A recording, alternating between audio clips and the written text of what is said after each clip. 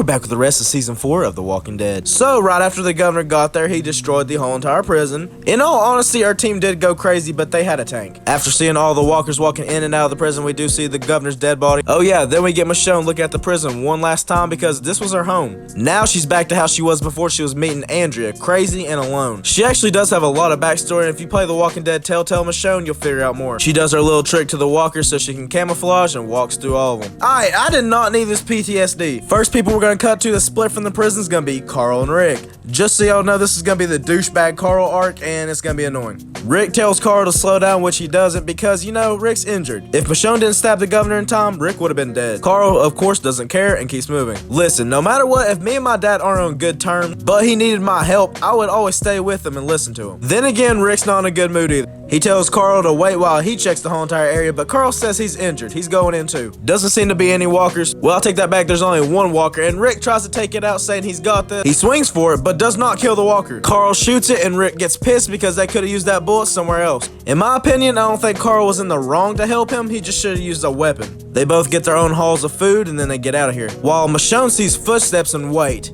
That kind of looks like boots. It could be nothing to Michonne, but it really could be Rick and them. She goes after it. Rick and them end up making it onto a road and find a couple houses. They search it to find nothing. This would have been a perfect place if they had like walls. Carl says that it's clear, but Rick just wants to double check. So Carl beats on the wall and says every cuss word in the book. Rick of course tells him to watch his mouth, then he just goes and runs away. Carl finds a TV, and does he have an Xbox? I did actually zoom in and seen one game saying Enormous Soccer Game 2000. What is that? Even though Carl used those cables to close the door, Rick still wants to use his couch. Carl then goes to say that those cables won't budge because it's a rope tie that he learned from Shane. Remember him? I'm gonna tell you right now, if my kid was talking to me like this, he's gonna have to deal with more than walkers. They both end up having a pissy fit where Carl throws food at Rick and says eat. Rick then goes to do the same thing at Carl. I'm not trying to mess with Rick even if he's injured. He put up a really good fight, but the problem is he's super injured and needs a doctor. He's bruised all over his body. It looks like it could have been his bruised lungs, so he's having a problem breathing. Cut to Michonne before the apocalypse? My guess is that these are her two boyfriends. Haven't really got the full Michonne story yet, so we're gonna get more into that later. Anyways, the gray shirt one is the one she has a kid with. At first it was just a normal conversation, but then it got into talking about them surviving the apocalypse. He wants their kid to grow up and survive knowing they have a life that's worth it. She thinks that they're foolish and asks for a hand, and oh my gosh, they don't have arms. After Michonne wakes up from a McDonald's dream of chicken nuggets walking with legs. What? That is not messed up. What? The same day, Carl wakes up while Rick's sleeping and goes out on a run. Another little Carl episode. He makes some cereal for himself, then goes to read. See, he's not a bad kid, but he just can't deal with his dad right now. The big reason could have been that they could have all left. He just has to understand that Rick had to do what he did, and it just happened. He goes to check on Rick, but he's still not listening to him, so he puts a little bit of water on a towel and then puts it on his head. Then proceeds to shake the fuck out of him like he's in a blender. Then does his Carl thing and runs off. While Carl is busy screaming at Rick, he got a couple walkers at the door, so he goes outside to try to take him out, and this is what happened. He almost gets an exact same fight that Rick got in like season 1. Unlucky for him, one of them got shot, and when he looked inside of it, it had a couple friends inside. Like any kid or adult, he throws up. Now it's time to go back home. Michonne seems to still be following those tracks. Speaking of that, I wonder if Daryl taught her how to track, or if they're both just really good trackers. Carl ends up going back home after falling asleep from that sugar coma. Only thing is, he woke up because he felt Rick moving. Carl calls out to him, but Rick still keeps moving and doesn't say a word. Carl goes to shoot Rick with his own gun, but he doesn't have it in him, so he just lets Rick attack him. No, he ain't dead. He tells Carl to be safe and then passes out. He's alive, thank goodness, and Carl holds his head, telling him that he's afraid. Michonne finds a bar. Wait, this is where Rick and them were earlier. Rick says even though he did find a lot of stuff, he shouldn't have went outside by himself. Instead of Carl freaking out, he says that he actually had it and he was safe. He said he had more food, but he ate some of it, and Rick asked what he eat. 112 ounces of pudding. What the f? Anyways, Rick does call Carl a man now, and he does apologize for earlier, but Carl says he doesn't need to. Speaking of that pudding, Michonne finds it, and he ate that just a little while ago. She goes to check one of the houses for walkers and finds Rick and Carl just sitting there. Michonne beats on the door, but of course Rick and Carl don't know who it is, so he goes to check the peephole, and Rick just starts bursting out laughing. Carl asks who it is. Rick smiles and tells him it's for him. This is a top tier episode, don't care what you say. And we're back with episode 10. Start off with Beth and Daryl running from the prison. While we hear what Beth's putting in her diary the first days of the prison, they didn't think it was gonna be safe, but with no problems happening, they thought the prison actually might be it. Unlucky for them, we know what's happening as Beth and Daryl are fighting off walkers. They keep running and running until they collapse. Yeah, it doesn't seem like these two are doing too well. Night hits, and as they're sitting at the fire, Beth wants to go look for everybody else from the prison, but Daryl doesn't want to. He just thinks that everyone's dead. She says if he's not helping, she'll go by herself. Of course, he doesn't want her to be alone or himself, so he puts out the fire and follows. Daylight hits as they're walking, and they do find footsteps, even if Daryl says it could have been hours ago. They eventually find two walkers that have been taken out, so maybe there is some survivors. Oh. Well, there was survivors. Oh, that looks like one of the shoes from the kids that ran away from the prison. Beth breaks down while Daryl tells her to follow him back. Wait, we got tricked. Those shoes are still on Lizzie and Mika. They're with Tyrese, so thank goodness we got a couple survivors. Oh, and he's got Judith. Yeah, remember back in the prison when Carol taught all those kids how to use knives? She definitely shouldn't have, because Lizzie's killing random rabbits. Oh, makes more sense at the prison. She's the one that did all this to the rats and others. The bigger problem with having a baby is that even if you have its formula, it's still gonna whine here and there. Not really easy to stay in one spot. Tyrese hears shooting, so he tells Lizzie and Mika to stand right beside each other and hold the baby. Scream as loud as they can if they see anything, and he's gonna go look for help. He goes to find the sounds that he's looking for, and it's just one dude surviving. Both survivors get bit while Tyrese has to take out all the walkers. Lizzie, on the other hand, almost kills the baby because she muffles his voice. Yeah, she might just be a fucking serial killer. After Tyrese takes out all the walkers, he hears a familiar voice. Carol? But she left. We'll get more backstory on this, but this is kinda awkward. Tyrese still doesn't know what Carol did to Karen and David. The man that got bit says his last words. If they follow these tracks, they'll find a place that's safe. That's what he tried to do. Unlucky for him, none of his family's gonna make it now. They listen to the man's word and they follow the tracks. Tyrese says it'd be a perfect place for them to stay, but Carol says they're gonna check it out before they stay. Okay, so the place is called Terminus. Sanctuary for all, community for all who all survived. Another top tier episode, because this is 3 episodes put into one. See the ring on somebody's finger, so of course it's Maggie. Her, Bob, and Sasha are still vibing, but she has to find Glenn. Hitchhikers may be escaping inmates, not anymore. Sasha and Bob are kinda tired of following Maggie. Yeah, they better suck it up because Maggie's not giving up anytime soon. They do find the bus from the prison. Yeah, everybody inside of it's dead, so if Glenn's in there, he's not alive. Maggie says they're gonna have to hold the door while one walker comes out one by one so she can take each one out and make sure it's not Glenn. Lucky for us, none of them are Glenn, but there's all the people that Rick took in. Maggie cries and smiles in happiness. He's alive, but we don't know where. Speaking of the man himself, wait, where are you? There's no way. Glenn still hasn't left the prison. Oh, and it's not gonna be easy getting out of there. Glenn takes a nice trip through the dark hallways of the prison. Not gonna lie, this had me stressed out because I really thought we were gonna lose Glenn. Cannot believe a couple days ago they were living here. Glenn finds his whole body armor suit, so he's gonna put it on, go through the walkers, with the only thing pushing him through being a picture of Maggie. Enough being sad though, he gears up and gets ready to get out. He has to be careful though because he almost gets stuck in a crowd of walkers as he pushes through. Lucky for him, he makes it through, but he sees a survivor. Is that Tara? Yeah, Tara came back to the prison because she was scared not knowing where to go. Glenn says he needs her help, and then she asks why does he need her help. Obviously, Glenn knows she's a part of what happened. He's just not focused on that right now. He's focused on getting out of here and he needs her help. She agrees and they get the walkers' attention and leave.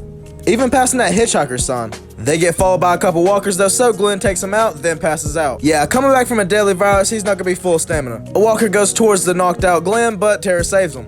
As she was taking a walker out, a truck stopped by. Tara asks if they like the show. The redhead leader comes out and says she's got a nice mouth. What else does she got? Ain't no way we're getting robbed right now. And we're back with episode 11. Apparently that new team didn't rob Tara, they actually took her and Glenn, while she's riding the way she came from, so if Glenn wakes up, she knows how to get back to where they were. I could've just said backtracking. Anyways, the redhead dude's name is Abraham, he's kinda funny. Also, this dude is built. Not someone I'm really trying to fight. Michonne comes in with the overly sized shirt and Carl dies laughing. She tucks it in and they get to eat cereal with water. They make the best of it and you can tell they're truly best friends. Rick thanks her because he hasn't heard him laugh since the prison. He asks if she's gonna keep going out, but she says she's done going out, she's staying. Now, even though it's the next day, Rick is still really injured. He's gonna rest while Carl and Michonne go out and look for food. Hopefully they're okay, right, Rick? Huh, out of everything, he still kept Carol's watch. Once they get outside, Carl's kind of straightforward, not really laughing, even when Michonne's trying hard. Carl says he was laughing, he's just having a hard time. Rick, on the other hand, sleeping while the TV's on. Oh, I'll take that back. Yeah, Rick, there isn't any TVs. He finally wakes up and acknowledges that a crew is in his house. Rick goes to try to leave, but there's too many people outside the hallway. His best chances are to get under the bed, take the water bottle, and chill. No telling how long we're gonna be here now. Another dude comes in saying that he claimed that bed first, so get off it. They start fighting. Right beside of Rick, actually, and he almost told on him until his friend kills him over a bed. He then jumps on there and takes a nap. Glenn finally wakes up. He asks Tara what's going on. She said she just went with him because he was knocked out, and she has all the places they've been mapped out on her hand. Glenn politely tells him to stop while Abraham politely gives him the finger. He bashes the window so Abraham stops. Cause Glenn's going on his own way. He has to find his wife. Apparently Abraham and them are on a special mission. It's so important that it might just end the apocalypse. Of course he says that he's Sergeant Abraham. That's his companion Rosita, and then you got the scientist Eugene. Yes, Eugene knows how to stop the apocalypse. Okay, that's a lot to take in just waking up. Glenn still chooses to go and Tara follows him. Abraham says find his wife's gonna be like finding a needle in a haystack. Glenn doesn't care though, and he proceeds to punch the crap out of Abraham. Of course, Abraham tackles him down. Even though they're fighting, they're not watching all the walkers coming up. Eugene, being the scientist that they need to protect, takes matters into his own hands. He tries to take out the walkers and aims horribly, hitting some walkers but also hitting the truck. Abraham, Glenn, and the others get up and take out the walkers. Sadly enough, it's not the only thing that's been taken out. Back with Rick, he got super lucky because the dude's a heavy sleeper. He runs for the other room, trying to get out from the top windows, but they're locked and sealed. Eventually, while the crew's down there, they do find Michonne's shirt. Oh yeah, and this crew is full of not good people. They plan on taking turns with Michonne when she gets back. After hearing that, Rick tries to go for the gun, but he hears them coming back for it. Instead of hiding in the room this time, though, he hides in the bathroom. Rick fights the dude as silent as he can, then he kills him by choking him to death. He grabs his gun, finds an open window.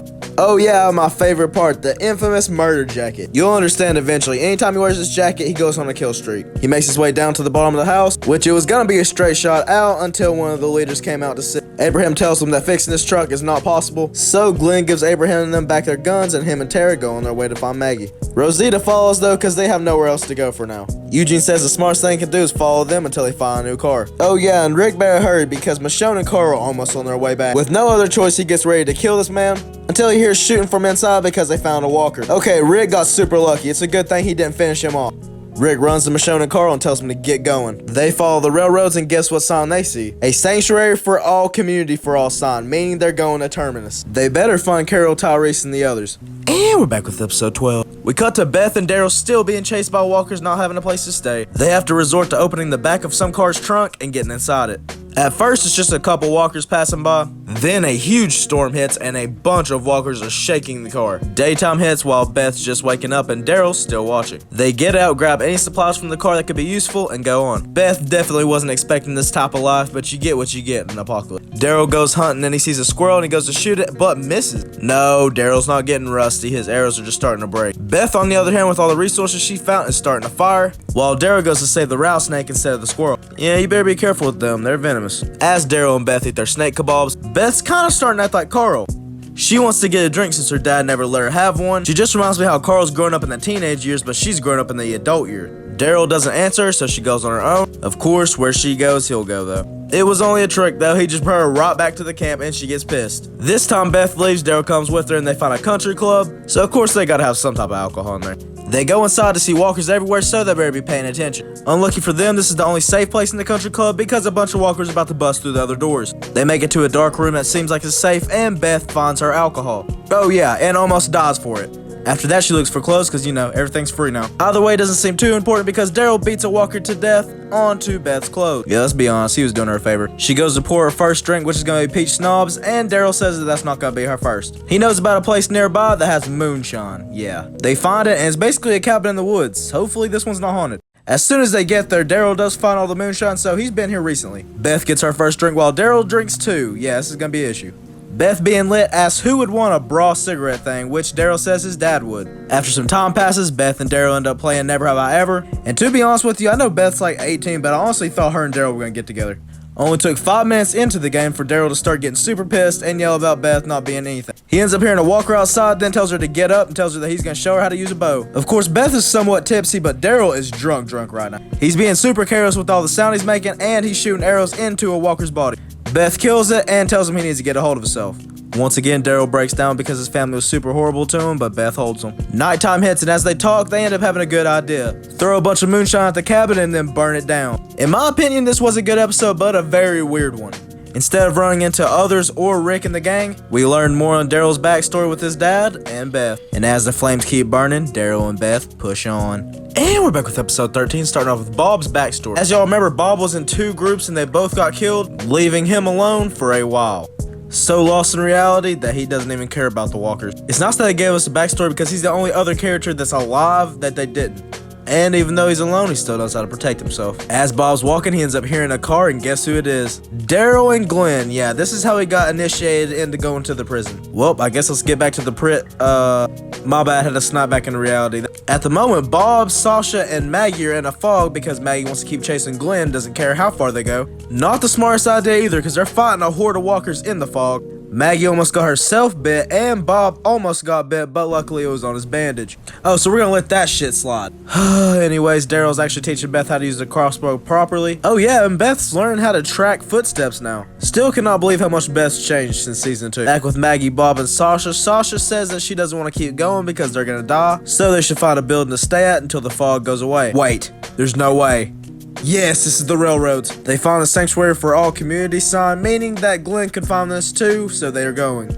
Wow, a whole entire apocalypse going on, their team might actually make it back to each other. Daryl and Beth go venturing out and find a house full of food, meaning that there has to be survivors here. Daryl says eat half of everything, but leave the rest. By the way, this whole entire episode, Beth and Daryl have been really close, like relationship close. Of course, they just think it's them, but you know what I mean. Sasha, Bob, and Maggie decide to go with Sasha's plan and sleep. Not even 5 minutes into Sasha and Bob waking up, they see that Maggie left them a note. They can't just let her look for Glenn by herself though, they gotta go after her. Maggie finds another terminus sign, which gives her a good idea. You know, nowadays Walker blood's like using paint. Only comes with a horrible smell instead. Either way, Sasha and Bob see the sign, they end up following it. Beth and Daryl are just enjoying themselves eating food until they hear a trap go off. By trap, I mean it's just a line with a bunch of cans. And it's a dog! Wait, Daryl's gonna have a dog friend? Oh, never mind. Daryl hears the sound trap go off again, thinking it's the dog, but this time it's a horde of walkers. Daryl and Beth get split up, so Daryl goes after Beth's trail and sees that she got kidnapped by some random car. How are we gonna know where she's at? Daryl chases as he still thinks he has a shot. Bob and Sasha keep finding more signs for Maggie. Daryl runs for hours and still doesn't catch up to the car that took Beth. Look what he hasn't seen though, the railroads, all of them lead to Terminus. Bob and Sasha decide to split up and look for Maggie because Bob knows how bad it is being alone. He keeps going forward while Sasha stops at the building. Randomly enough, Sasha goes inside the building and makes a loud noise. Wait a minute.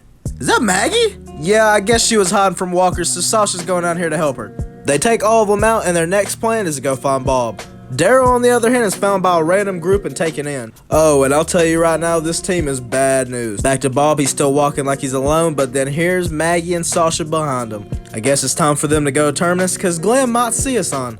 No, he might not just see us on. Looks like Glenn's gonna be heading there too. And we're back with episode 14, starting off with the teapot going off. Yeah, it represents one of the characters we're going to be going after because she's kept a secret and she's ready to blow up. Okay, and Lizzie and Mika are outside playing, so they stopped at a house. Of course, all that's in the future, and right now they're on their way to Terminus. We cut to Carol and Lizzie having a good conversation outside in the dark about how walkers aren't real people. Cause yeah, Lizzie's got some issues. Daylight hits and they start moving. Look how happy everybody is. What could go wrong, right? Right? As they're walking the railroads, Tyrese sees a walker and Lizzie tells him not to kill it because they don't need to. Not too far off the railroads, they end up seeing that house that we see from the beginning of the episode. Yes, they're only staying here for a couple days, but if they like it, they might just stay here forever. Hey, we're back to the teapot part. Oh yeah, and outside that wasn't Lizzie and Mika, that was Lizzie playing with a walker. Carol kills said walker and Lizzie has a breakdown. Very good acting from her actor because I was just sitting here like, what the? Since Lizzie knows how to use a gun, Carol tries to take out Mika to use one, but it doesn't work. Carol and Tyrese leave Lizzie and Mika to watch the baby while they go walking until they have an important talk that makes Carol break down because remember, she killed Tyrese's girlfriend. Yeah, the two people that she burned alive in the prison, and Tyrese is kind of wondering why she never came back to the prison. Before that happens though, the most fucked up part of this episode happened. By far one of the top 10 craziest moments in The Walking Dead. Lizzie killed her sister because she wants her to come back and show that she's still alive, and even planned on doing the exact same thing to the baby. Like, what went wrong? Oh yeah, maybe Carol teaching them how to use knives way too early. With that, even though they don't trust her, they keep Lizzie along with them. Until, wait a minute, Carol's taking Lizzie on a walk? Of course, Carol doesn't let Lizzie know what she did wrong, but she knows that she's in the wrong. And you thought this episode couldn't get any more messed up. Carol tells Lizzie to look at the flowers, pulls a gun out, and shoots Lizzie dead. What just happened? Really? With everything happening, nighttime hits, and Carol finally tells Tyrese the truth. She was the one that killed and burned alive his girlfriend, and Rick told her to go away. Tyrese is pissed, and it honestly seems like he's about to kill her, but it looks like he forgives her too. Even though he didn't want to understand in the moment, he understands now what she did. The episode ends with Carol and Tyrese moving towards Terminus with that walker that they never killed still being there. Wow, what an episode. Season 4 is just a banger. And we're back with episode 15, finally back with Glenn. Obviously, Eugene, Abraham, Rosita's end goal is still to get Eugene to Washington so they can stop the apocalypse. For right now, they're following Tara and Glenn to go look for Maggie. And they're traveling, cuts to nighttime, and we see that Tara still doesn't sleep. Abraham sits down and tells her that he has a theory, that she's in love with Glenn even though he's trying to get back to his wife. Sadly for Abraham, he knows he's wrong because he caught Tara staring at Rosita's melons. He definitely doesn't care, but that's when we figure out that Tara's not straight. Glenn and them keep walking until daytime hits, and you will not believe what he found. Glenn go to Terminus, Maggie, Sasha, Bob. Of course, as any husband, Glenn takes the fuck off and goes for it. This is it, everybody. They might all find each other. Daryl and his group wake up, while Rick and them are on their way too, but Michonne and Carl are having some fun, even sharing candy bars when they get the chance to. Daryl goes hunting and finds a bunny, but this dude tries to overtake it. He says that he claimed it and Daryl didn't, so it's his. Then he proceeds to say some stuff about Beth, which gets Daryl almost ready to kill him. The leader of his group just tells him that they have to claim stuff or it'll be considered a lie. And if it's a lie, then that means you're gonna get beat the shit out. Abraham wants to take a break in one of the towers to make sure Eugene's safe. On the other hand, Glenn still wants to keep moving because he knows that Maggie's closer and closer. Glenn and Tara are about to go their own ways until a walker falls down and makes Tara fall on her ankle. She definitely sprained it, but Glenn asks if she's good and she keeps going. Glenn says that if he gives Eugene his riot gear, will he go with him? Which seems to work pretty well. Until Glenn finds another sign from Maggie, but it goes into a tunnel. The big problem with it is it's completely dark and walker sounds are coming from it, so there's a lot of them. This is where Abraham and Glenn's group has to split because Glenn has to go for his wife, but Abraham has to make sure that Eugene stays alive. Abraham and them take off, and Glenn and Tara go straight into the tunnel. Once they make it in, half of the tunnel's almost collapsed and with walkers everywhere. They still keep pushing, but how are they gonna get through this many walkers? Cut to Abraham, Eugene, and Rosita. Wait, why are we watching them? Anyways, they find a running van and they take off to Washington. Glenn and Tara keep pushing through until she gets her foot stuck between a rock, while Rosita's driving because Abraham's taking a nap, and Eugene says they need to go back to help Glenn. They all start fighting about what they need to do until Eugene says for them to look his way. Yeah, you will not believe it. Tara tells Glenn to go so he can go find his wife, but he still takes out all the walkers. Not alone, he got help from Abraham and a couple others. Finally, her team's safe and Abraham and them might stay. Wait a minute. Maggie? Yes, they all finally gather up and they're all gonna go to Terminus for the day just so they can figure out what to do next. Back with Daryl, the leader tells him about one of his group members dying because they stopped in a house, which that person got strangled to death. Oh my gosh. Daryl doesn't know, but he's with the group that Rick attacked earlier and they're tracking Rick right now. Not too far off either because they end up seeing the chocolate bar wrapper that Carl and Michonne were eating on earlier. Glenn, Maggie, and the others finally make it to Terminus, and there's no people watching it, so maybe it's actually a safe place. A gated place with a bunch of gardens for fruits and vegetables.